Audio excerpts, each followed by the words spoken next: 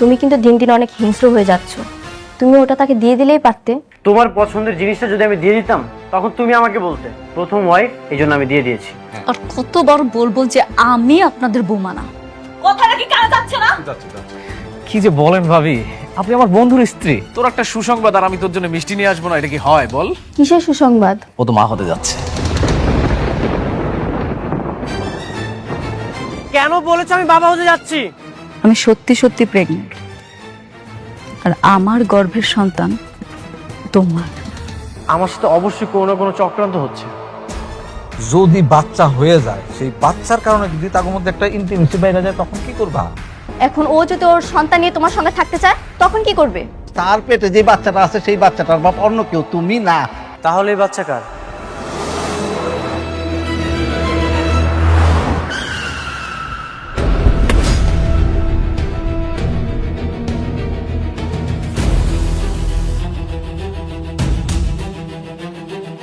আপনার মেয়ে কোথায়?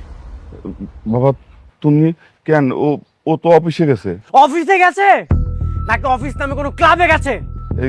কি কইতাছে সব?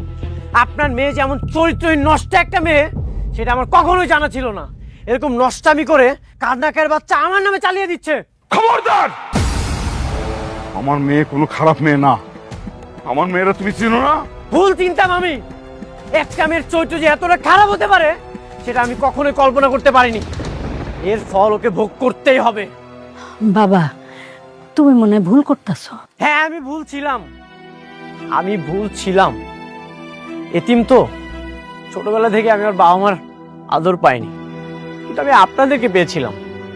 আপনাদেরকে আমি আমার আপন বাবা মার মতো পেয়েছিলাম, কিন্তু আপনাদের পরে আর কখনোই কাউকে আমি আপন ভাবতে পারিনি। সেই আপনারা আমাকে এমন ভাবে আঘাত করলেন যে এই ক্ষতটা কখনোই ভালো হবার নয়। এখন আমি খুবই স্পষ্ট, এই সব কিছুর সাথে আপনারা দুইজন জড়িত।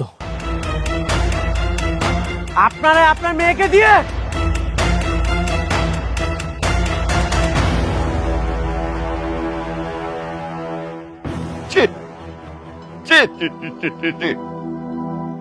দেখছো কি কয়ে গেল? দেখছো? আর তুমিও তো অস্থির হয়ে যাইতেছো। মেঘলা রাইতে দাও, ওর থেকেও শুনি কি হইছে।